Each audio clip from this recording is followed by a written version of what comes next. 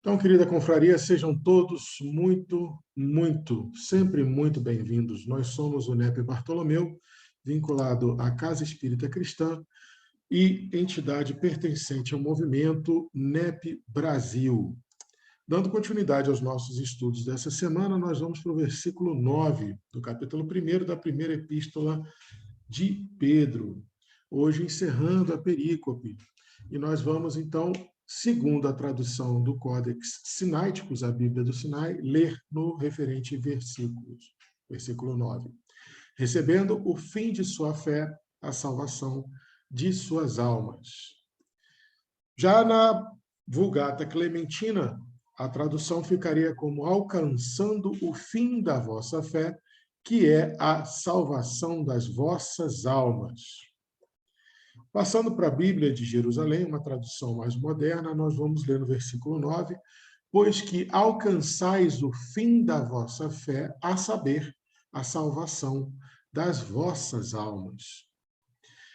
Na Bíblia Sagrada, tradução João Ferreira de Almeida, revista e corrigida de 1969, nós vamos ler o versículo 9 como alcançando o fim da vossa fé, a salvação das almas. E na tradução ecumênica da Bíblia, ao receberdes com o preço da fé a salvação de vossas almas. E uma nota de rodapé para a palavra ou verbete alma. Alma, segundo a tradução ecumênica da Bíblia, na sua nota de rodapé, quer dizer alma no sentido bíblico tradicional de ser, do ser vivo, do homem integral, do homem total. E na tradução atualizada da Bíblia King James, você vai ler, porquanto estáis realizando o alvo da vossa fé, a salvação de todo o vosso ser. E se você for na tradução da palavra grega, usada para o original grego usado para essa palavra, alma, né? Psi, ele quer dizer exatamente isso, né? Pode ser a alma enquanto transcendência da existência, né? O que sobrevive à morte, como a noção do ser integral, o homem como um todo, né? Mens, corporis e emoções. Né? O homem integral ou a alma, a parte transcendental da existência humana que sobrevive à morte. Lembrando a todo mundo, como a gente sempre gosta de lembrar, que como nos ensina Pedro na sua segunda epístola, capítulo 1, versículo 20, a gente primeiro, para começar qualquer estudo de NEP, como a Clara bem fala durante a oração de abertura, né, sabendo primeiramente isto, que nenhuma profecia da Escritura é de particular interpretação. Né? Afasta-nos, ó Espíritos amigos, nosso Pai maior e nosso Mestre Jesus, de toda pretensão de certeza, de toda pretensão de arrogância de saber, né? Que nós possamos aqui, em comunhão de pensamentos e de afetos, construir coletivamente um saber que seja maior do que cada um de nós individualmente e que possa inspirar a cada um de nós, no seu dia a dia, a realizar as devidas reformas íntimas que cada um de nós necessita. Então, sabendo, primeiramente, que ninguém tem especial ou particular interpretação das Escrituras, a gente vai orbitar hoje, e eu acredito que vocês vão concordar comigo, os dois verbetes mais comuns e mais fidedignos em todas as traduções. E os verbetes que, pelo menos a mim, chamaram mais atenção. A palavra fé e a palavra salvação. Lembrando que a gente, no estudo do versículo 7, estudamos, sim, a fé enquanto fé decretada, né? Aquela fé que é uma fé atestada, o testemunho da fé. Essa palavra fé de hoje, ela tem algumas particularidades. Por exemplo, se você for lá no Bible Hub e consultar os léxicos gregos do Strong's e do Tyre, você vai ver que a palavra fé, palavra em inglês, ortograficamente, foneticamente escrita como pistis, pistis, traduzida como fé, é um substantivo feminino que tem a sua origem no verbo pito, que quer dizer, propriamente, a derivação do verbo pito, quer dizer ser persuadido, vir a confiar, e também tem como uso comum o seu cognato como fé. Se você for pegar lá no Léxico de Thayer, né, ele faz uma observação muito interessante que a palavra pistis, né, com o passar dos séculos e das traduções bíblicas, os crentes colocaram o sentido dessa palavra grega como a divina persuasão de Deus. E isso gera um problema grave, principalmente para nós que professamos a doutrina dos espíritos. Por quê? Segundo a teoria de Thayer, dessa tradução como divina persuasão de Deus, a fé seria um dom que é dado exclusivamente por Deus, onde nós, homens, não temos nenhuma forma de manuseio ou de aquilatamento ou de manejo desse dom divino. Ele seria nos dado por Deus, segundo a sua vontade. Nós poderíamos pedir a vontade, mas era Deus que confiaria, ou Deus que cederia, ou Deus que permitiria que nós fôssemos preenchidos quantitativamente com a fé. E nós sabemos que a doutrina dos Espíritos nos ensina que a fé é algo que deve ser exercitado para que ele seja aquilatado, para que ele seja aprimorado. Frase de Kardec que nós vamos rever daqui a pouco. A fé verdadeira só é aquela que puder encarar frente a frente a razão em qualquer época da humanidade. Então, só para título de curiosidade, a palavra pistis, traduzida para o português como fé, vem do verbo pito e quer dizer persuasão, persuadir, vir a confiar. Um dos usos comuns, fé. Mas a ideia principal é ser persuadido, né? É você vir a confiar por observação e conclusão. Mais próxima a palavra, então, da ideia de fé raciocinada que a doutrina dos espíritos nos sugere ter. Como eu falei para vocês, só lembrando, palavras de Kardec que estão no Evangelho segundo o Espiritismo, capítulo 19, item 7, a fé inabalável só o é a que pode encarar de frente a razão em todas as épocas da humanidade.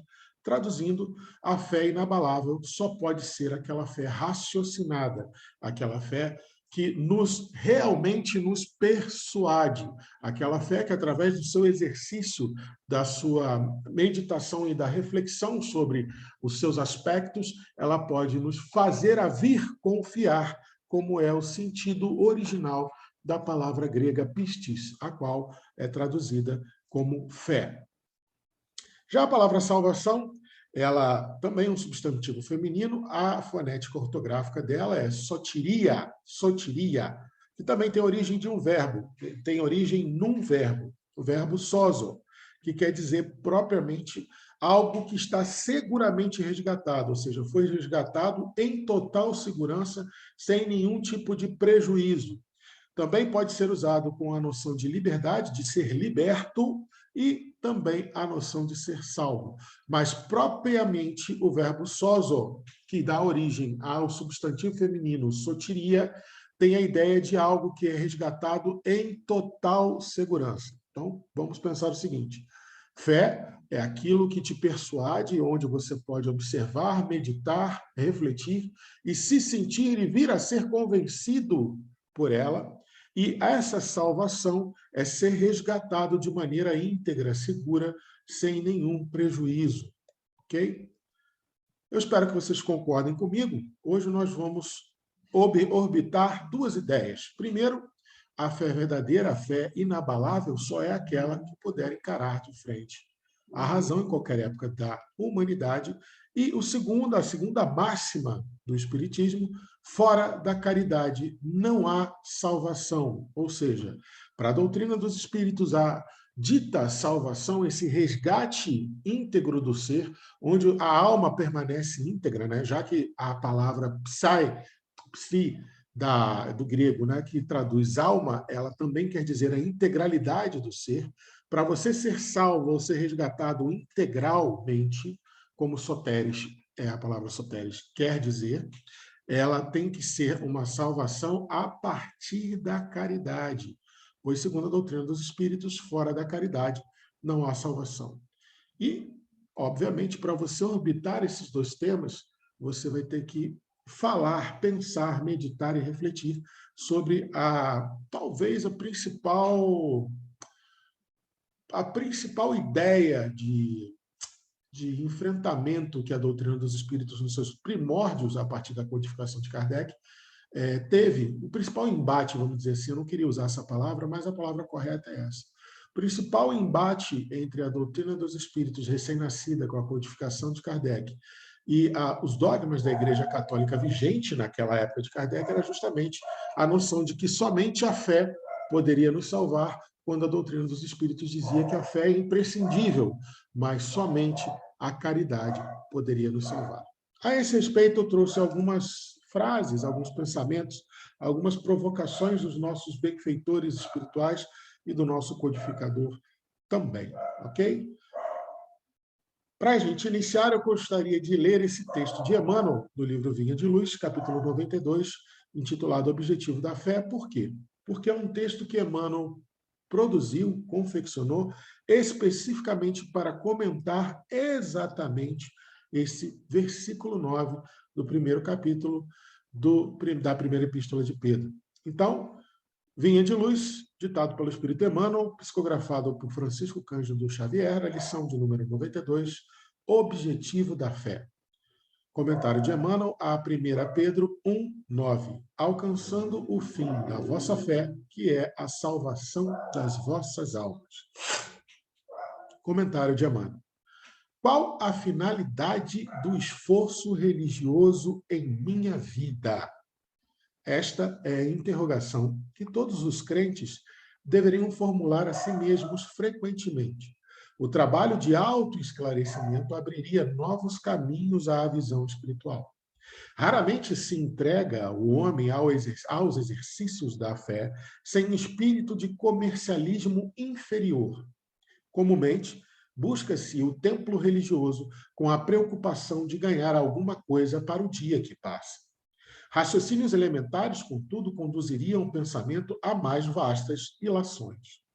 Seria a crença tão somente recurso para facilitar certas operações mecânicas ou rudimentares da vida humana? Os irracionais, porventura, não as realizam sem maior esforço? Nutrir-se, repousar, dilatar a espécie são característicos dos próprios seres embrionários. O objetivo da fé constitui realização mais profunda. É a salvação a que se reporta a boa nova por excelência. E como Deus não criou para a perdição, salvar, segundo o Evangelho, significa elevar, purificar e sublimar, intensificando-se a iluminação do Espírito para a vida eterna. Não há vitória da claridade sem expulsão das sombras, nem elevação sem o suor da subida. A fé representa a bússola, a lâmpada acesa a orientar-nos os passos através dos obstáculos. Localizá-la em ângulos inferiores do caminho é um engano de consequências desastrosas, porque, muito longe de ser uma alavanca de impulsão para baixo, ela é asa libertadora a conduzir para cima. Então, eu gostaria de ressaltar nesse texto de Emmanuel, primeiro que ele começa com uma excelente pergunta, que é a pergunta que vai nortear, que pretende nortear nosso debate, o nosso colóquio, a nossa construção coletiva dessa noite. Gostaria que vocês, cada um, perguntasse a si próprios, perguntassem para o fundo do seu coração, em silêncio, qual é a finalidade do esforço religioso em sua vida hoje? Hoje, qual é a finalidade do esforço religioso em sua vida? Parece uma pergunta óbvia, mas ela é extremamente complexa. Primeiro, você vai ter que entender qual é a sua religião, qual é a sua relação com a sua religião. Religião, do latim religare, religar o homem à transcendência divina. Você vai ter que entender como que você procede frente a essa possibilidade, a essa inexorabilidade, aliás, desculpa, possibilidade não, a esse fato inexorável de que nós estamos intimamente e permanentemente ligados a Deus, através, inclusive, do paraninfo, do nosso bom pastor, do nosso divino mestre, do nosso melhor guia e modelo, o nosso mestre Jesus. Então, qual é a finalidade de todos os esforços? Você está aqui hoje no NEP estudando com qual finalidade? Você tem uma programação íntima para desenvolver a sua fé nessa sua existência? O que você pretende? Quais os pontos que você já enxerga que precisam ser melhorados no seu exercício de se deixar persuadir por Deus, do seu exercício de ser convencido pelas coisas de Deus? E aí eu te pergunto, você já sabe isso? Você já tem uma meta de religiosidade, de fé, de crença? Da fé inabalável, você já sabe encarar frente a frente as razões e o nosso tempo, a ciência do nosso tempo pelo prisma da sua fé? Outra coisa que Emmanuel também traz para a gente, que é extremamente importante, o objetivo da fé constitui a realização mais profunda, que é a salvação. Essa salvação que a Boa Nova tanto cita como sendo uma salvação que é por excelência, é o objetivo da Boa Nova. É nos resgatar para a integralidade do homem enquanto criatura divina, sem as perversidades e as impurezas, as frições e, todas as fugiu a palavra, todas as quebras de paradigmas que nós ainda sustentamos com a nossa materialidade, com a nossa ignorância da lei divina. Então, o objetivo da fé, como Emmanuel fala no fim, é ser uma asa, uma das asas, que vai nos permitir alçar voo de volta para o seio do Pai, para os braços abertos do Mestre Jesus. Então, a fé, ela é motriz. A fé é algo que precisa ser melhorado, aprimorado, aquilatado, porque ela é uma ferramenta, tanto quanto a caridade. E uma última coisa que eu gostaria de frisar nesse texto, que a salvação, segundo o Evangelho, repetindo o que a gente acabou de falar, significa se elevar, se purificar, se sublimar, intensificando-se a iluminação do Espírito para a vida eterna. Ou seja, quais são os seus planos hoje para atingir a vida eterna? Nós aprendemos e somos educados pela doutrina dos espíritos de maneira muito eficiente, muito própria e legítima, de que a caridade verdadeira ela não pode ter sequer qualquer tipo de condição ou qualquer tipo de intenção que não seja a simples e pura prática da caridade por si só. A simples e pura oportunidade de nós tornarmos a vida daqueles que nos recorrem e que estão à nossa volta uma vida mais feliz, uma vida mais próxima do Evangelho, uma vida mais próxima do Mestre Jesus. Nós somos educados a dizer que a verdadeira caridade é completamente despida de interesse, mas ela é uma ferramenta tal qual a fé. E como nós vamos aprimorar essas duas ferramentas é o cerne da nossa discussão dessa noite. Mais uma vez, eu gostaria que vocês se perguntassem para o fundo dos coraçõezinhos de vocês. Hoje, nesse estudo do NEP dessa quarta-feira, qual a finalidade do esforço religioso na sua vida? Hoje, você vai se esforçar religiosamente, você vai se esforçar para o seu religare com o Mestre Jesus e também com Deus. Por qual motivo? Com qual finalidade? E para nos ajudarmos, aí nós começamos a recorrer novamente a Emmanuel, quando ele lá no Escrínios de Luz, no capítulo 25, intitulado Fé e Caridade, nos diz: a fé constitui o nosso patrimônio íntimo de bênçãos. A fé é um patrimônio íntimo de bênçãos. Então, a fé, como a religiosidade, na noção de religare, ela é uma experiência subjetiva. Só você pode experimentar a fé que você sente. Só você pode manejar a fé que você sente. Só você pode dimensionar. E, obviamente, só você pode aprimorar, porque ela é um patrimônio íntimo da sua religação com Deus. Quanto mais você se sente religado a Deus, mais você se sente pertencendo a essa ideia da divindade. Então você aquilata esse patrimônio de bênçãos, de saber que é uma criatura divina e que você tem um propósito divino na sua existência, que é cooperar com a obra geral, cooperar com a implantação do reino de Deus, primeiro no seu coração e depois que no seu coração, florescendo e frutificando, você possa cooperar com a implantação do reino de Deus em todas as almas que te cercam. E assim como a fé é um patrimônio íntimo de bênçãos, Emmanuel diz que a caridade é o canal que as espalha. Nós temos um patrimônio e na hora de distribuir esses bens, essas bênçãos, na hora de distribuir esse patrimônio íntimo da nossa fé, é a caridade que é o canal. E ela não só espalha, como enriquece o caminho pela qual nós vamos passando, distribuindo a caridade. Então, observem, são realmente duas ferramentas que nós precisamos aprender a manejar e aprimorar. Também, Emmanuel, ainda no... Ah, não, desculpa, vocês só repetindo o slide, perdão. Frase de Dr. Bezerra no livro Bezerra, Chico e Você, capítulo 43, também titulado Fé e Caridade. Dr. Bezerra nos diz uma frase que, a princípio, parece uma frase meio estranha e de difícil compreensão, mas observem exatamente as palavras que ele usa para vocês verem como é genial essa frase de Dr. Bezerra de Menezes. Ele diz o seguinte: tão somente nessa aplicação do bem que conhecemos, somente na aplicação do bem que nós conhecemos, dos aspectos de bem que nós já dominamos, já conhecemos, já nos são familiares, é que, em verdade, descobriremos o bem que desconhecemos e no qual se nos levantará a felicidade eterna. Então, o Dr. Bezerra nos chama a atenção para o seguinte: é praticando o bem que eu já consigo fazer, o bem que eu já entendo ser algo bom, o bem que eu já tenho como cerne da minha caridade, no meu íntimo, que a minha fé aprova, que eu vou entrar em contato com todo o bem que eu ainda desconheço. Vocês já pararam para pensar o quanto do bem a gente desconhece?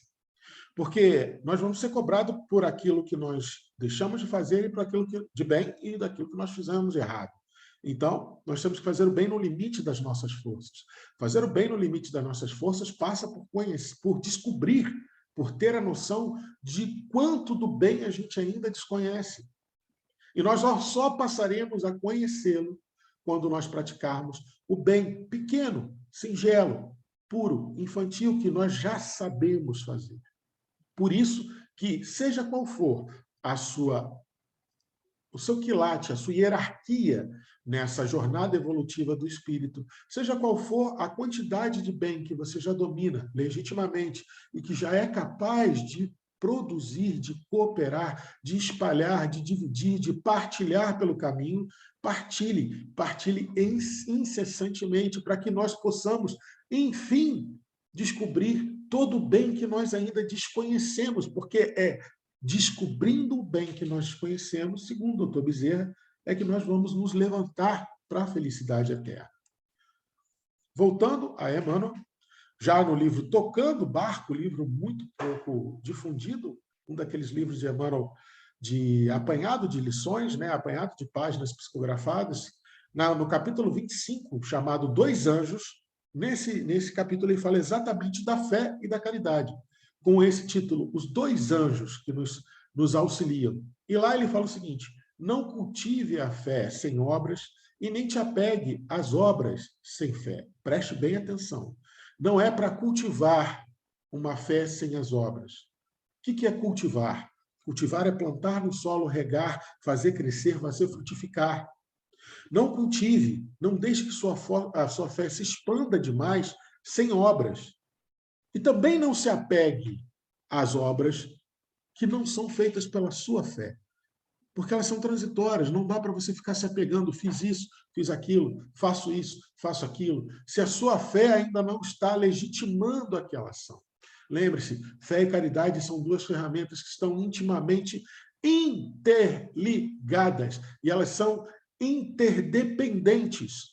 Como nós vamos concluir no final dessas frases que nós vamos ler, uma não consegue se aquilatar sem a outra, uma não consegue ser eficiente sem a outra. Então, Emmanuel fala: não cultives a fé, não plante, não regue, não deixe crescer, não deixe frutificar, se ali não está uma obra de caridade. E também não se apegue a essas obras de suposta caridade, se elas não são chanceladas pela fé raciocinada. Uma fé que complementa o cristianismo de que nós professamos ser seguidores. E deixe que a fé ensine através das tuas palavras e exemplos, e que a caridade se manifeste através de tua mente e de tuas mãos. Olha que excelente conselho de Emmanuel. Qual é a melhor maneira de eu partilhar ou de eu professar a minha fé, João? Desde que a sua fé, lógico, fazendo a sua obra de caridade. Mas como fazer, como começar a fazer essa obra de caridade, João? E Emmanuel nos ensina: deixe que a fé ensine através das tuas palavras e dos teus exemplos. Tanto quanto deixe que a caridade se manifeste através da tua mente e das tuas mãos. Eu não sei se vocês repararam, mas quando Emmanuel fala: deixe que a fé ensine através das tuas palavras, ele fechou um ciclo com deixe que a caridade se manifeste através da sua mente. Então, com a caridade que você já consegue raciocinar na sua mente, você exprime melhor a fé através das palavras. E quando ele fala, desde que sua fé ensine através dos seus exemplos, ele fecha um ciclo com, desde que a caridade se manifeste pelas tuas mãos. O seu exemplo de obra, o seu exemplo de construção, o seu exemplo de cooperação. Então,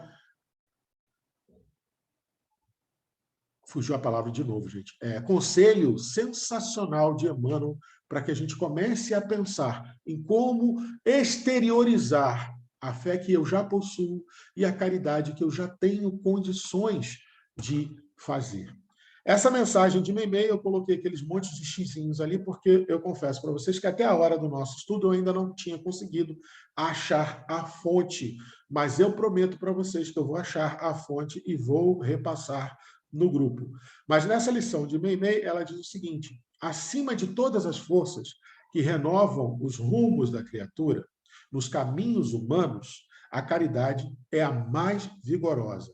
Preste bem atenção. Acima de todas as forças que nos renovam na nossa caminhada enquanto espíritos componentes da humanidade terrestre. Acima de todas as forças que renovam os rumos da criatura nos caminhos humanos, e Meimei parece ser específica para os espíritos reencarnados, acima de todas essas forças que nos renovam, que nos revitalizam, que nos fazem persistir, progredir, perseverar, a caridade é a mais vigorosa, é aquela força, pleonasticamente falando, é aquela força mais forte de todas perante Deus. Então, na frente de Deus, segundo os olhos de Deus, a caridade é a soberana das forças motrizes da existência humana. Preste bem atenção, eu vou repetir. Aos olhos de Deus, segundo Meimei, a caridade é a soberana das forças motrizes da existência humana, porque é a única que atravessa as barreiras da inteligência e alcança os domínios do coração. A fé, ela precisa ser raciocinada hoje e sempre e em qualquer época da humanidade, para que nós possamos enxergar a lei de Deus com cada vez mais clareza e que nós possamos enxergar o bem que nós ainda desconhecemos, como nos alerta Dr. Bezerra.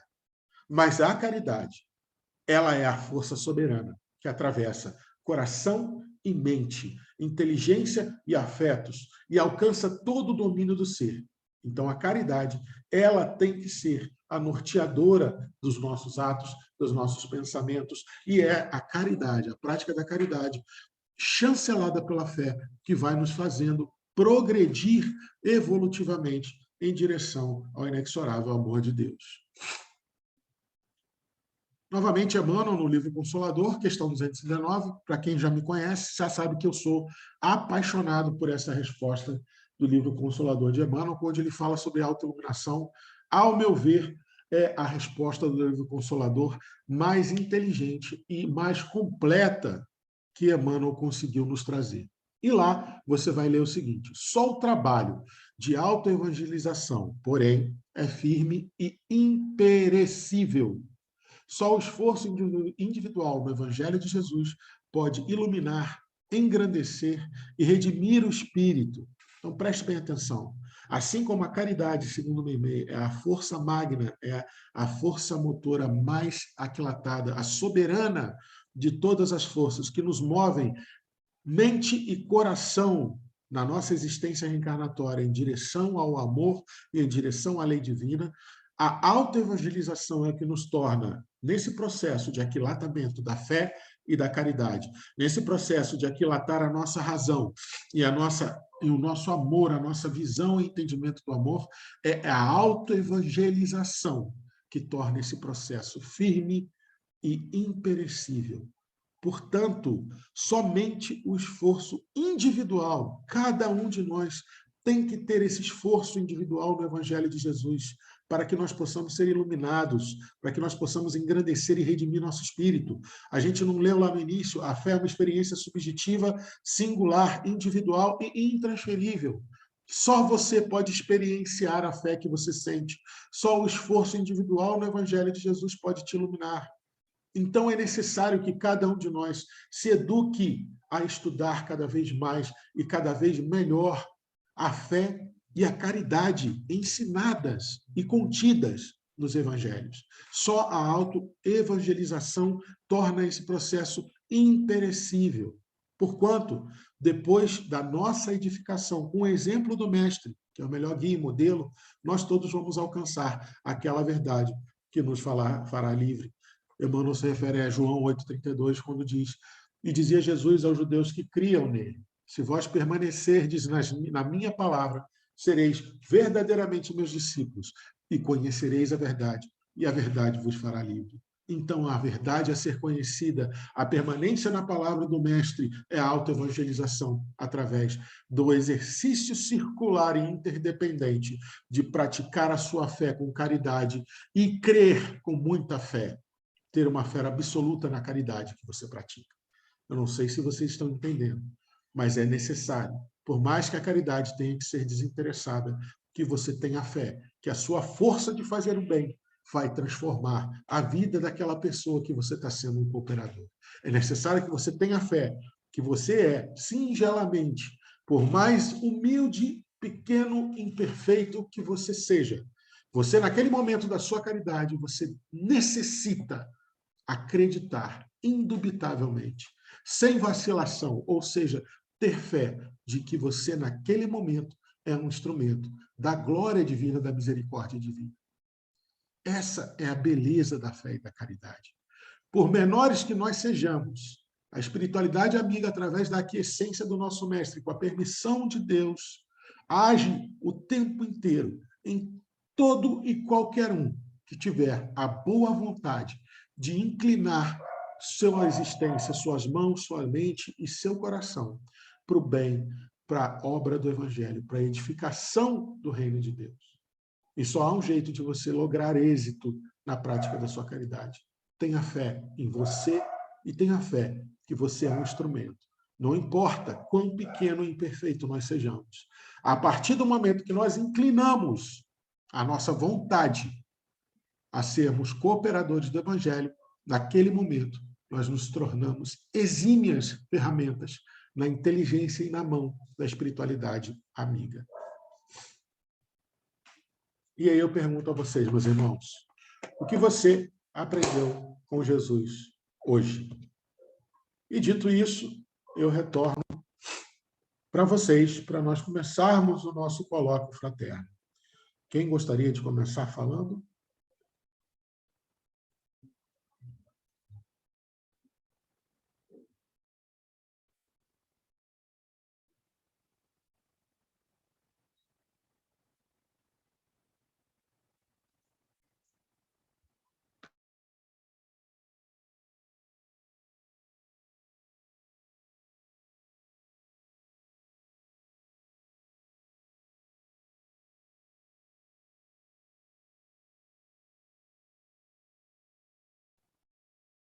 Acho que está todo mundo com pouca fé hoje.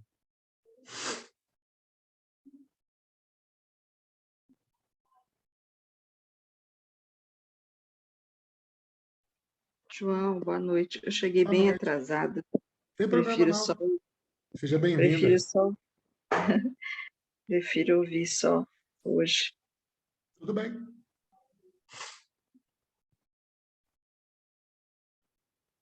João. Diga, Paulinho. A gente, em cima disso tudo que você falou, pelo menos um marco na minha vida tem assim, antes da doutrina e depois da doutrina. Marco como que é, né? Como que está sendo toda essa minha trajetória. E conhecereis a verdade vos tornará livre. Quanto mais a verdade você vai conhecendo, mais você vai se libertando. Só que existe uma coisa, né, que a gente tem que estar sempre focado nisso. Nós somos um galho na árvore do Cristo, na árvore de Deus. Se esse galho não estiver focado no caule para receber a seiva, que é o alimento, a cada dia, nas reuniões que a gente participa, por exemplo, como na reunião de hoje, nós estamos aqui mergulhados nos seus ensinamentos, os ensinamentos está mantendo com que esse galho, né, esse ramo da árvore, esteja fortalecido, esteja verdejante, né, receba, né, todo esse alimento e que se é uma árvore que venha dar fruta, além de sombras que ela dê, além da madeira ser utilizada para algo, né, e a sombra para que os irmãos que estão ao nosso derredor possam aconchegar e receber naquele momento, né, que esteja atravessando o seu deserto das suas provações, e a gente, né, demonstrar o apoio. Então, veja assim, eu não tenho como me imaginar sem ser espírita. Eu preciso tanto dessa doutrina, eu preciso tanto desse estudo do Evangelho, do conhecimento, né, de Emmanuel trazendo as lições. É impressionante o que acontece comigo. Eu estou, às vezes, atribulado com algo que está para acontecer ou que acontece invigilantemente em questão de relacionamento, porque você está numa família, no relacionamento com pessoas, e são pensamentos diferentes, atitudes diferentes, e que realmente, às vezes, você tem uma atitude que não é coerente com o Evangelho. E aí, quando a sua reação em cima daquela situação, ou muitas vezes daquela agressão e tudo mais, quando você está prestes a usar de uma forma como o mundo pede, a seiva do Cristo, ela está chegando até mim para me manter verde, aí eu mudo a minha maneira de agir, né? Porque eu estou mergulhado nele. Então, eu vejo assim,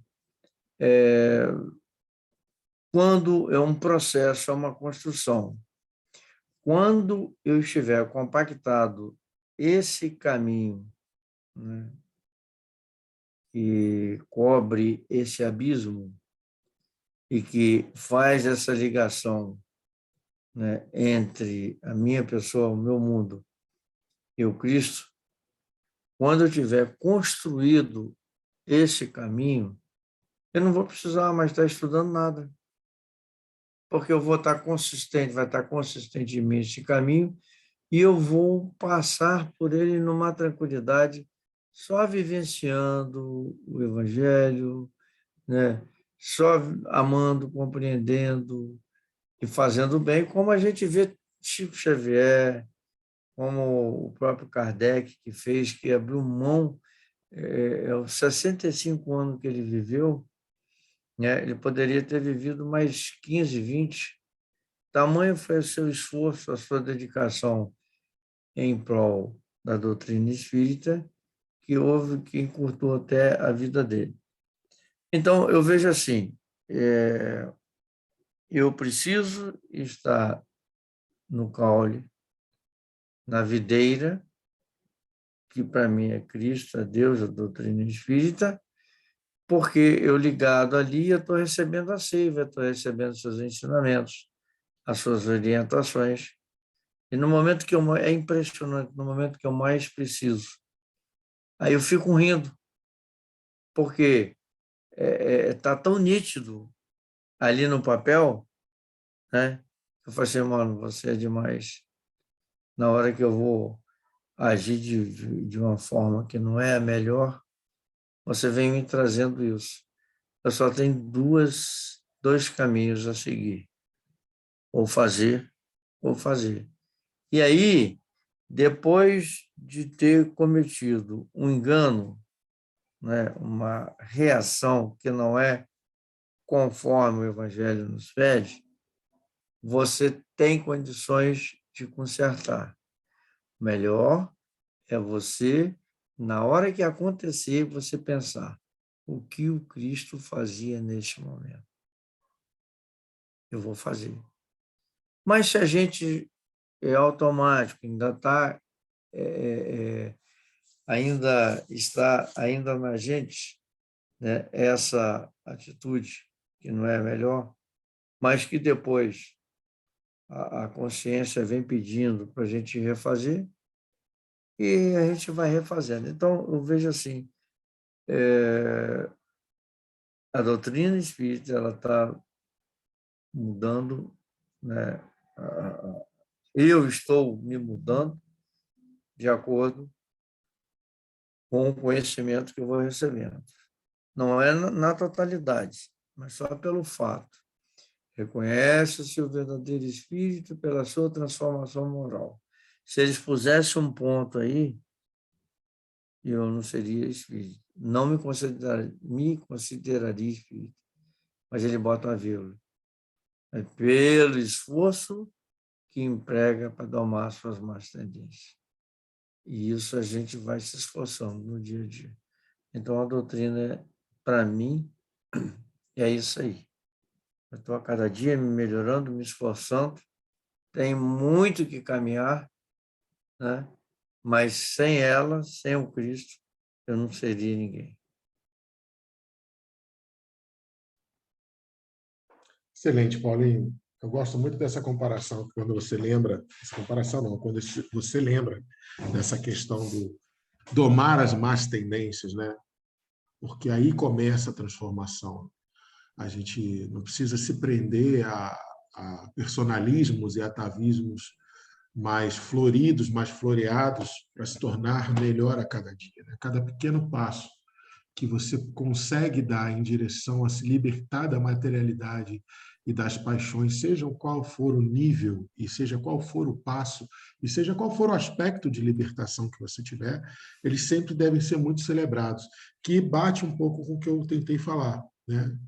Que é o que o Emmanuel conseguiu, o Emmanuel, o Dr. Bezerra e Meimei conseguiram me tocar, né? Não existe caridade que não seja válida ser feita, né? Não existe nenhuma ação que seja minimamente calcada na intenção do bem que não seja levada em conta. Um pouquinho antes da gente começar nossos estudos, a gente estava tocando, estava no YouTube ouvindo o Alan Filho, e o Alan Filho tocou, eu esqueci o nome da música dele, música bonita dele, e ele no meio da música... Oi, fala. Regeneração. Isso, Regeneração.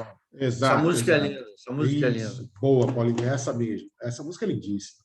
E eu nunca tinha visto ele fazer essa declamação, né, que ele faz no meio da música. Ele fala Nossa, que Madre Teresa de é Calcutá fantástico, dizia que fantástico. a caridade, a primeira caridade deveria ser um sorriso, né? Você conseguir sorrir com a alma, com o coração, um sorriso legítimo, né? Dê um sorriso, só um sorriso aberto, um sorriso certo, cheio de amor, como dizia a música da evangelização. O dia que você conseguir fazer isso, toda e qualquer caridade vai te ser possível. Né, Paulinho? Obrigado pela sua reflexão, meu irmão. Obrigado. Ok, Ali. Silvia Andréia, minha irmã, por favor, e depois a Maria Gabriela. Vocês estão me ouvindo? Estou te ouvindo, sim, Silvia Andréia. Queria lembrar um pouquinho, falar um pouquinho sobre a caridade. Então, benevolência para com todos, indulgência para as imperfeições e perdão das ofensas. E também estudo, caridade e outra recomendação que a gente aprende lá desde o comecinho, né? A unificação. E aí eu trago um pouquinho, né, que a gente, sem estudar a doutrina, sem praticar a caridade e estar unificado, a gente não tem como a gente seguir. Isso nunca deveria ser esquecido pelos cristãos, e principalmente por nós espíritas, né? Nunca pode deixar para trás essas três máximas da doutrina espírita, né? estudar a doutrina, praticar a caridade, estar unificado. Porque o estudo da doutrina, o que a gente faz hoje, estudando o Evangelho e todas as... necessita, né? A gente necessita sempre de estudo. Caridade, sem a caridade não há salvação. E a prática da caridade nos torna melhor e nos evolui, fazendo que a gente se torne cada vez, nos torne pessoas melhores. E estudando tanto a doutrina, sempre lendo, estudando o Evangelho agora, que a gente, com o movimento dos NEPs, né, estudando as escrituras, trazendo para a doutrina espírita, com o Evangelho primitivo, dentro do seu cristianismo primitivo, estreita ainda mais os laços dessa união e dessa irmandade, né? E dessa unificação, e que sem a união entre nós não existe, né? E aí eu trago também o estudar e praticar o Evangelho, né? É como se a gente tivesse um canteiro no nosso coração e depois desfrutar de uma farta e abençoada colheita. Então eu pensei um pouco nisso. É isso. Excelente, Silvia Andréia. Muito bom. Muito bem lembrada a questão 886. E eu não sei se você reparou, Silvia Andréia, mas esse estudo nosso de hoje, as percepções que foram sendo incluídas, vem complementar o nosso estudo de ontem lá no Bezerra de Menezes. Não sei se você reparou. Aquela conversa que a gente teve sobre o saber de pesquisar da doutrina, né? E a questão do consolar. Né? Você reparou? Sim, claro. Por isso que eu fiz essa ligação. Eu só não falei, mas por isso que eu trouxe um pouco. Para quem não estava ontem com a gente lá no Bezerra, né? A gente estava lendo Lucas e foi um debate que surgiu, né?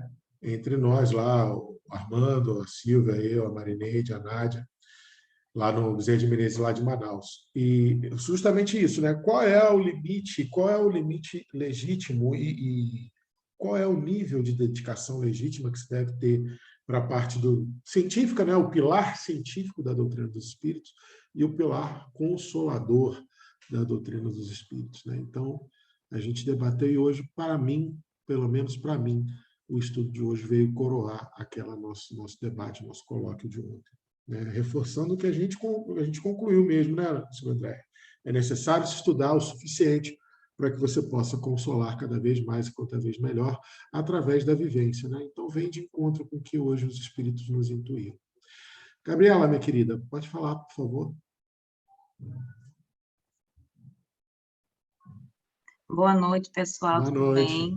Tudo bom?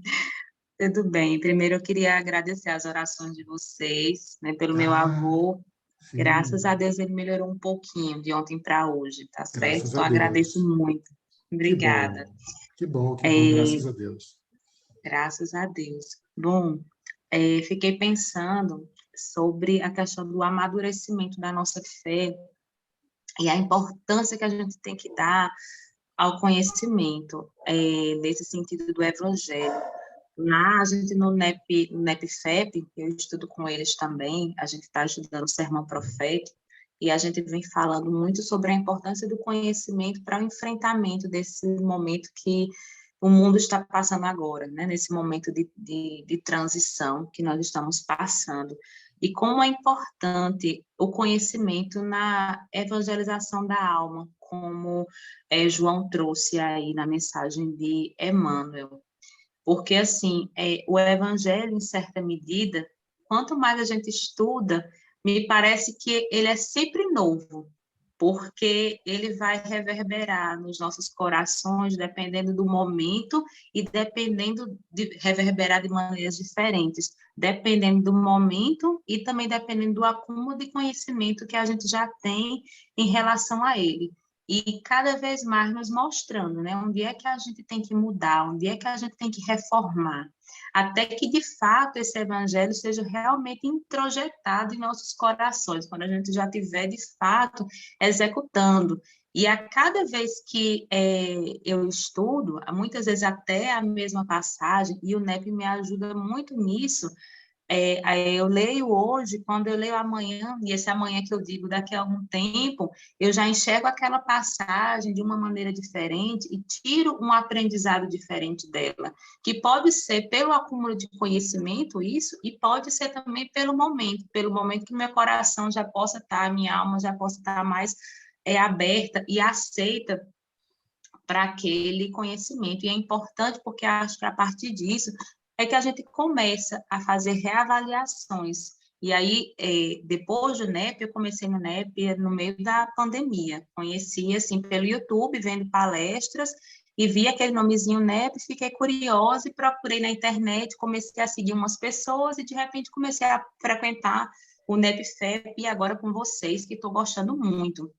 E aí, o NEP, para mim, me ajudou muito nessa compreensão do Evangelho. Eu tenho 34 anos. Há 34 anos eu posso dizer que, de certa maneira, nessa existência eu sou cristã, criada dentro da doutrina, da cultura cristã, e mesmo assim, eu ainda não tinha, até então, o conhecimento do Cristo que eu tenho hoje, apesar de amá-lo, apesar de ter a plena convicção de que ele, os ensinamentos dele, é o que estão corretos, é o que nos leva realmente a ascender a nossa alma. Mas mesmo assim, só agora, depois desse curto tempo que eu estou no NEP, que eu realmente estou estudando o Evangelho de uma maneira mais profunda, é que, inclusive, eu tenho me apaixonado cada vez mais por Jesus, e cada vez mais agora é que eu tenho começado a refletir, que eu acho que isso é que é o mais importante. Como é que eu transformo esse conhecimento em ação de verdade? E mais, como é que eu reajo melhor? Porque talvez agir, acho que eu vi isso em algum videozinho que eu assisti, não lembro agora com quem foi, mas que até que agir a gente planeja, mas o reagir como Jesus é que é mais difícil. E quando a gente chega num ponto em que a gente consegue perceber que a gente já está reagindo como Jesus gostaria que a gente reagisse, é porque esse evangelho já está mais introjetado dentro de nós. E a gente tem uma longa caminhada pela frente ainda, claro. Mas só voltando um pouquinho à questão do NEP, que é algo que me toca muito, também desde que eu acho que eu tive 6 anos, que minha mãe tornou-se espírita e começou a levar a gente ao centro espírita, apesar de um tempo de afastamento que eu tive da doutrina, mas sempre me senti muitíssimo afinada por todos os seus princípios. Mas só depois do NEP é que eu comecei a aprofundar, inclusive, esses conhecimentos em relação à doutrina espírita. Então, eu acho que esse movimento que nós estamos fazendo agora, e quando eu digo nós aqui, tanto no NEP quanto no mundo inteiro, porque hoje eu percebo que, apesar de todas as calamidades, dificuldades, notícias difíceis que a gente tem vivido no mundo, mas eu também tenho percebido uma necessidade espiritual muito grande das pessoas. Nesse nosso último encontro do NEP também, a gente estava, do NEP-FEP, a gente também estava comentando sobre isso, não é? Que mesmo as pessoas que não são cristãs, mas estão afinadas com Cristo, mesmo sem professar a fé cristã. E eu percebo que há um crescimento disso, apesar de que os jornais muitas vezes têm uma tendência de vender a notícia ruim, mas eu acredito que o mundo também tem buscado, tem sentido essa necessidade maior de crescimento espiritual, e eu percebo nisso o projeto do Cristo se concretizando, porque não é necessário ser cristã para agir como ele quer que a gente haja. Então, só retomando o início da minha fala, o amadurecimento dessa fé anda junto com o conhecimento, com a busca do conhecimento e da evangelização da alma, como Emmanuel colocou. Era isso. Obrigada. Excelente, Gabriela, excelente. Excelente percepção, né, de ver que o mundo ele não está mais admitindo a desesperação e o desconsolo que a materialidade provoca, né? Que é a individualização, a individualidade, a competição, a velocidade do mundo, a fragilidade dos afetos e das relações que são típicas da contemporaneidade e vieram, né, nesses últimos 50, 100 anos, intoxicando o proceder do humano, né, da relação humana enquanto ser vivente nesse planeta. As pessoas não estão mais aceitando serem totalmente intoxicadas sem reagirem. Eu tenho essa mesma percepção que você do ponto de vista técnico, né? Porque no meu trabalho eu vejo isso todo dia na prática. As pessoas que procuram ajuda de autoconhecimento, as pessoas que procuram respostas para sanar os sofrimentos e as questões afetivas passadas, pessoas que me perguntam: João, como que eu aprendo a perdoar? João, como que eu aprendo a amar? João, como eu aprendo a conviver? Como eu aprendo a me superar? Como eu aprendo a ser melhor? As pessoas que me procuram no consultório para fazer análise, ou até mesmo na parte da psiquiatria, que pedem isso, aumenta a cada dia. Lógico, aumenta também o número de pessoas doentes, né? Essas semanas foram semanas especialmente difíceis. Muitas pessoas que tentaram suicídio, e eu não consigo ver o motivo prático, objetivo na história, né? na rotina do dia a dia, para isso. O único motivo que eu consigo enxergar é mesmo pessoas cansadas de serem esmagadas, oprimidas, sem ter resposta, sem ter consolo, sem ter alguém que diga para elas assim: gente, vai passar, vai melhorar. Isso aqui é só uma fase. Isso aqui não é a vida verdadeira. Tem algo além disso aqui. Se prepare para esse algo além daqui. Então, muito legal a sua fala, Gabriela. Me identifiquei bastante com ela e eu vejo muito disso que você falou. E, óbvio, né, a autoevangelização, a nossa obrigação, nessa pergunta 219, que eu tanto gosto e tanto falo, né, Emmanuel fala lá taxativamente, para mim isso tinha que ser um dos lemas, né, tinha que ser gravado em quadro dentro da Casa Espírita. Né? A missão última do Espiritismo é você restaurar as verdades evangélicas para os corações desesperados e descrentes do mundo. O Espiritismo não pode ter outra missão maior do que a de consolidar, a de edificar a edificação profunda do Evangelho de Jesus nas consciências humanas. Então, se a doutrina dos Espíritos tem realmente uma missão objetiva no planeta Terra, é de restaurar as verdades evangélicas para esses corações que hoje não admitem mais serem oprimidos, serem puramente desesperados e descrentes sem terem resposta, não admitem mais ficarem sem resposta, não admitem mais serem subjugados pelo sofrimento irracional. Então, o nosso papel, e aí a fala do Paulinho foi muito legal nesse sentido, o nosso papel é vivenciar, sim, o Evangelho a partir à luz e a partir da doutrina dos Espíritos, para que o nosso proceder, o nosso agir e o nosso jeito de lidar com o mundo possa, nem que seja, inspirar outras pessoas a se questionarem, né, a não aceitarem o sofrimento vão e irracional. Silvia Andréa, minha amiga, por favor. Oi. Primeiro, Maria Gabriela, que bom que seu avô está melhorando um pouquinho, né? Graças a Pouquinho Deus. já é motivo de agradecimento, né?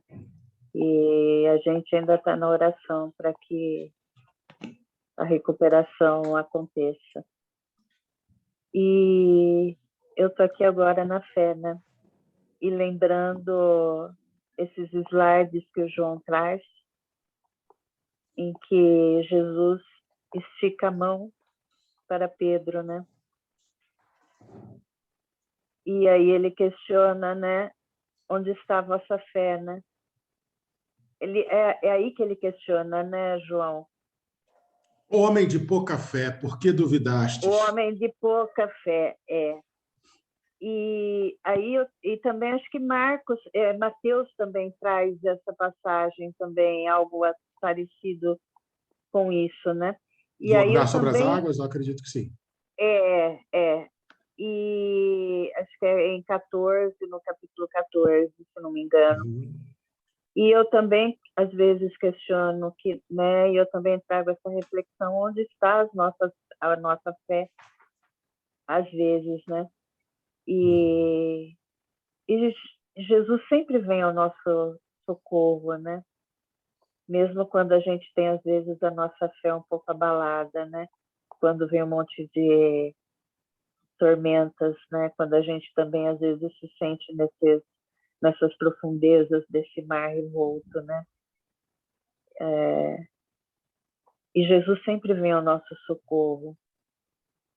Às vezes ele acalma de uma certa maneira, às vezes nosso coração está tão apertado, hoje meu coração estava tão apertado, e eu sempre carrego na bolsa um livro, e eu abri um livro hoje, e na hora me deu uma calma, e acalmou meu coração, e eu passei por uma situação hoje muito difícil, o choro estava, e eu vinha choro, e na hora o meu choro acalmou, e eu entrei num estado de serenidade, de calma, e esse socorro vem, e a fé, ela volta, e a gente...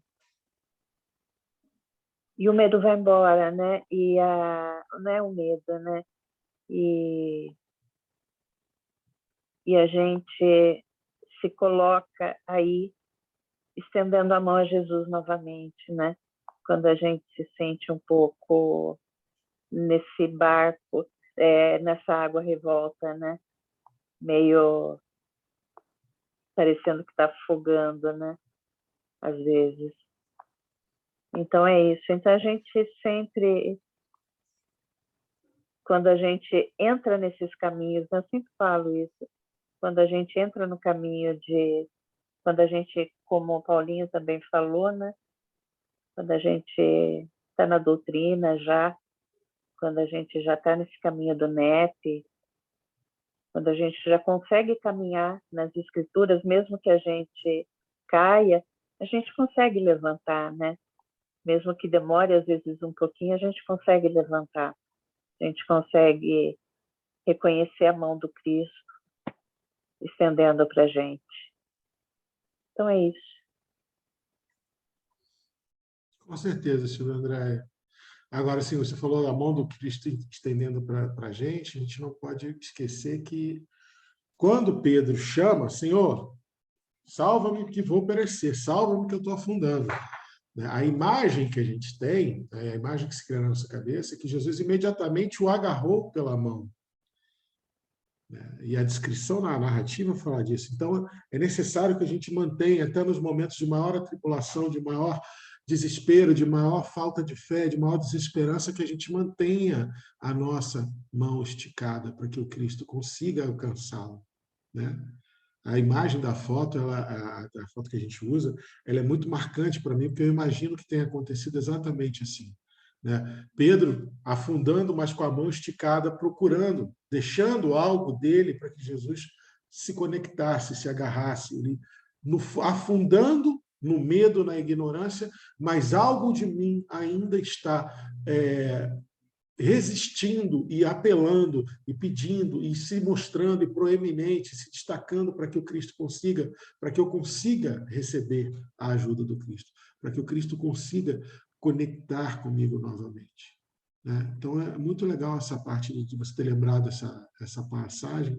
Você sabe que ela me emociona particularmente, né? E tudo de Pedro me emociona muito particularmente, mas essa coisa do saber pedir ajuda e saber a quem recorrer, mesmo no momento de medo, de não duvidar, né? Senhor, se é você mesmo que está vindo, ordena que eu ande sobre as águas e eu vou até ti. E Jesus falou, então vem. E ele foi. No primeiro momento, ele não duvidou. Agora, as ondas do mundo, o mar revolto, né? aquela água escura, os ventos do lago de Genezaré, que são conhecidos por serem ventos fortes e assombrosos, aquilo tudo fez com que aquele homem simples do campo, que não entendia aquele fenômeno, que não sabia nem como aquilo poderia estar acontecendo, ele temeu. Temeu porque, assim como o doutor Bezerra fala com a gente, pratique o bem que você já sabe praticar para você descobrir o bem que você ainda não conhece.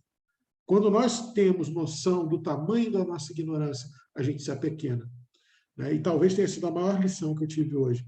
Eu não vou mais me apequenar frente à minha ignorância. A minha ignorância vai ser mola propulsora para eu buscar cada vez mais e melhor a minha autoevangelização. Eu não vou mais diminuir a minha caridade. Eu sei que eu sou um instrumento válido, imperfeito, muito imperfeito, mas sempre muito válido, porque eu tenho boa vontade no meu coração e eu quero ajudar. Então, eu não vou mais me apequenar frente à minha ignorância. Muito pelo contrário. Eu vou mergulhar. Mesmo que eu afunde, eu vou deixar minha mão esticada e vou gritar: Cristo, socorre porque eu estou perecendo. Fátima, minha irmã, por favor.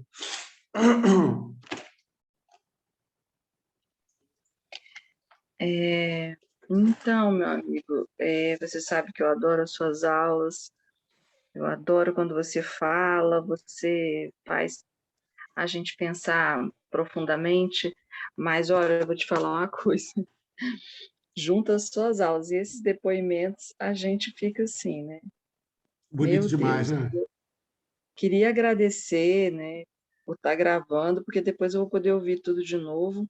Queria agradecer ao Paulinho, a Silvia, mas a Maria Gabriela, ela falou exatamente, às vezes, o que eu gostaria de falar e não consigo. Então, a respeito do NEP, e obrigada, viu, pelo que você falou aí hoje. Obrigada a todos. A Silvia aí, para complementar, veio a Silvia, falou do dia dela e eu também acabei de ter uma notícia difícil e falei, não, vou entrar no NEP, tá? Tô atrasada, mas vou entrar porque é lá que eu encontro forças. E aí Que vocês bom. vêm com todos esses depoimentos, então eu queria agradecer muito a todos. Muito obrigada. Gratidão recíproca, Fátima. Você é muito querida. Puxa saco, mas muito querida.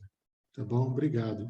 Sua presença é sempre muito importante aqui para gente. Você sempre Não brilhanta sou demais. puxa-saco, não, sou sincera.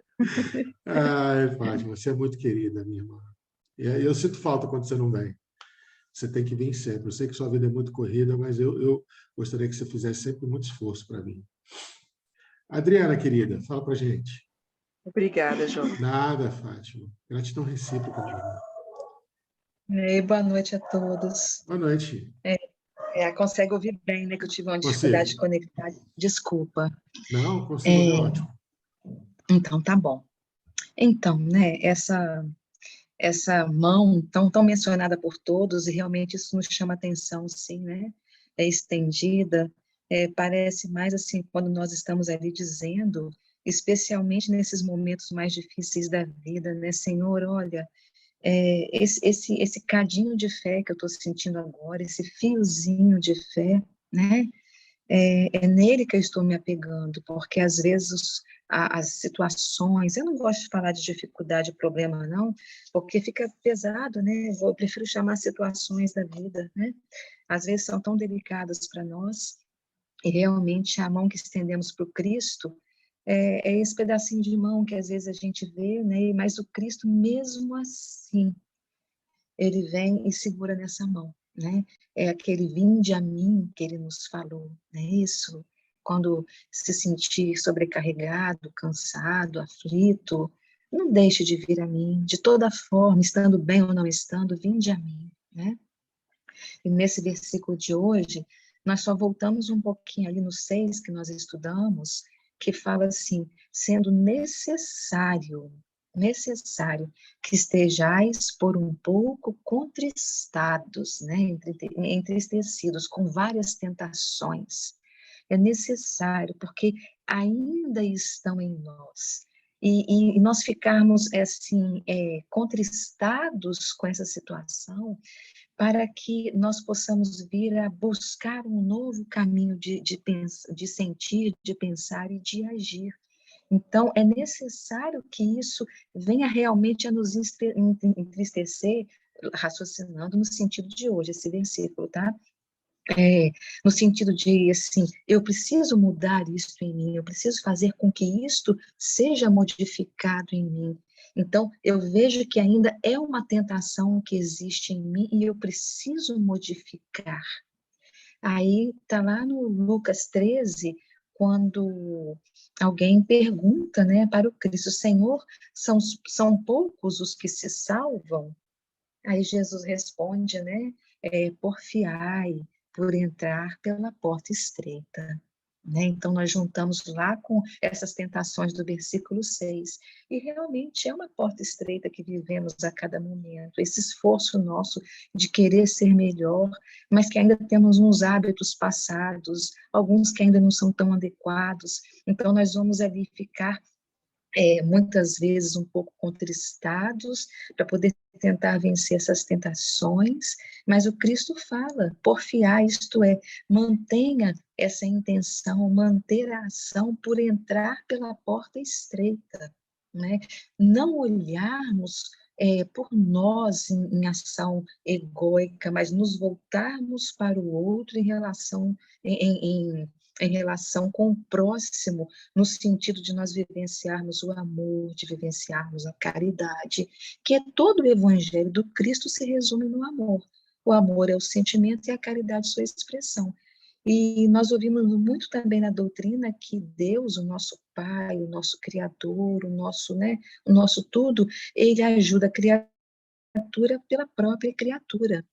Não no sentido só de recebermos a ajuda do outro quando precisamos, mas também, e tão especial quanto, nós olharmos pelo outro, e quando nós olhamos pelo outro, nós precisamos, neste momento, sair de dentro de nós e olharmos à nossa volta, e aí, então, nós estaremos, pela caridade, exercitando todas as virtudes. Porque quando realmente buscamos realizar a verdadeira caridade, e quando nós falamos, não é nem naquela plenitude do Cristo, é do jeitinho de cada um, no limite de cada um de nós, o que nós fazemos?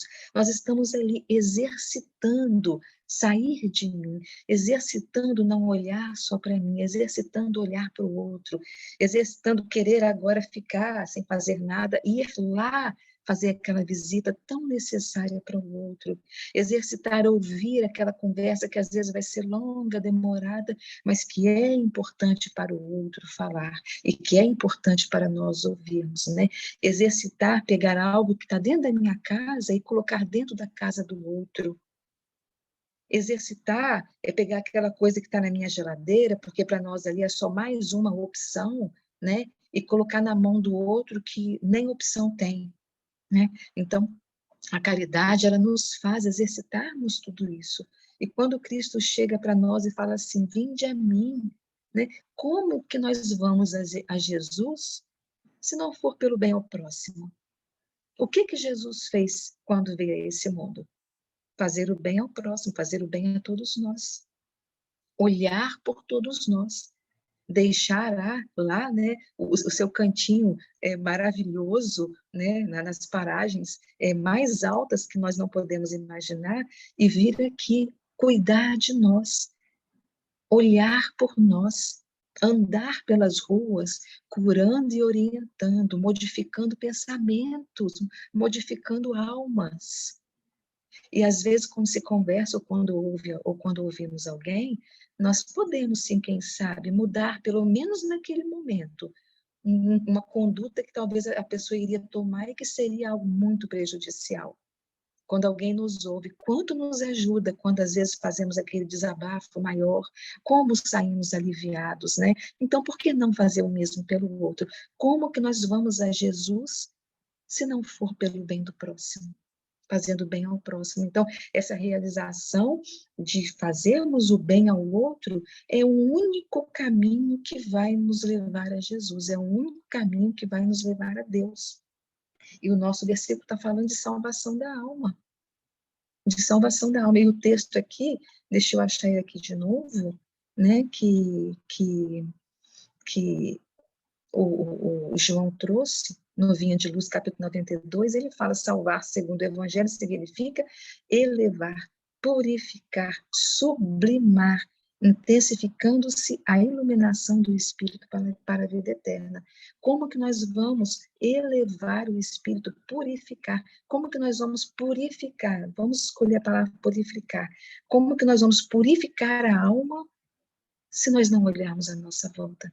Se nós não fizermos pelo outro aquilo que ele precisa e que, se estiver a nosso alcance, se pudermos fazer, fazermos no limite que nós pudermos fazer, né?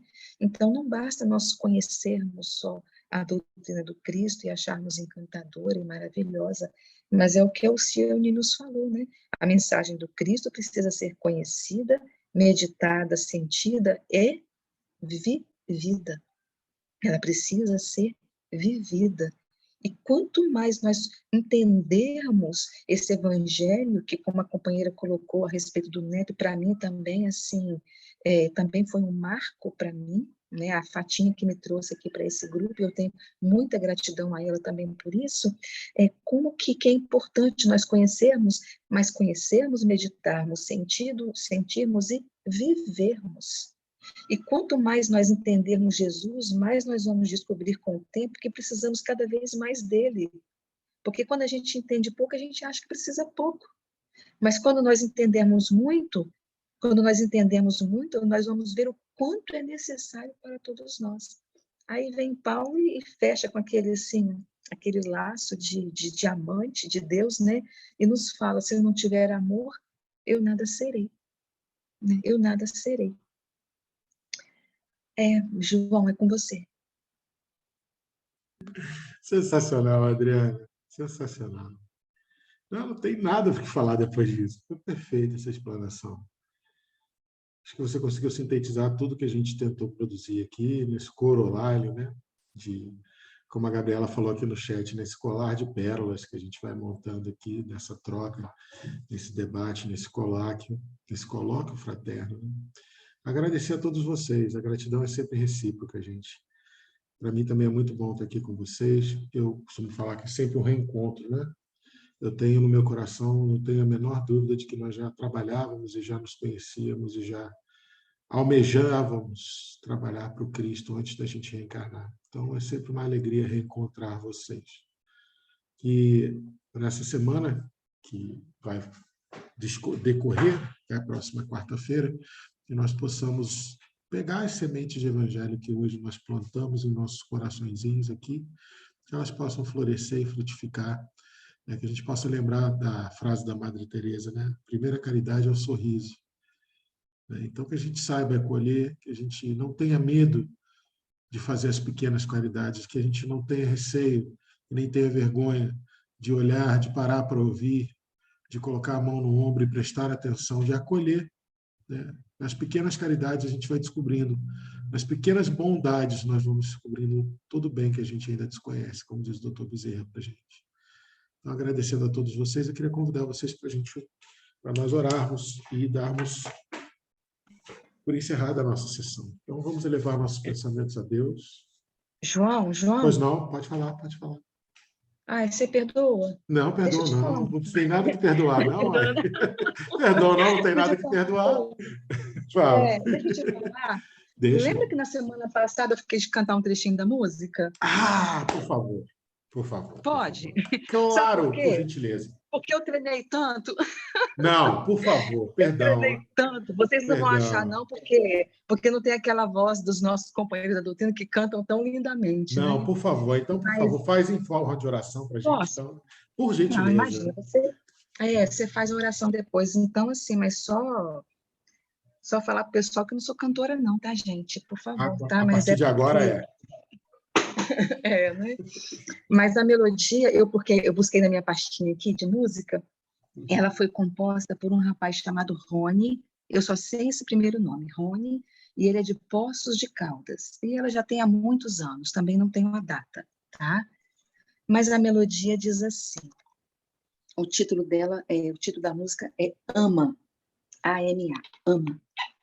E fala assim: no festival do sorriso humano, entre mentiras e enganos, homens correndo em vão, Saulo, solidão, fidelidade, paixão pela vida, e o coração em ferida, no céu da alma canção. Saulo, Saulo, por que me persegues? Saulo. E o sol eterno nasceu na madrugada do coração. As mãos fiéis e a íntima luz de um homem que deu-se a Jesus. Quem já viu Jesus jamais esquece. Mas quem conhece Jesus floresce. Quem já viu Jesus jamais esquece. Mas quem conhece Jesus floresce.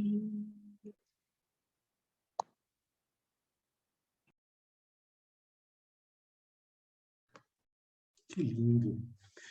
Lindo, lindo, lindo. Que lindo. Boa noite, pessoal. Maravilhoso. Boa noite, gente. Ficamos, então, com essa imagem de Jesus e vamos florescendo pelo caminho durante a semana. Espero reencontrar vocês todos domingo no NEP Alcine e na quarta-feira que vem, se Deus assim permitir. Fiquem com Deus. Um grande beijo para vocês. Beijos, Linda, boa noite. Diana. Tchau. Obrigada.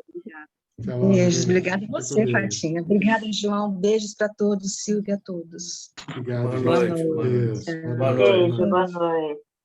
Fiquem com Deus até a semana que vem. Até logo. Até. Tchau, tchau.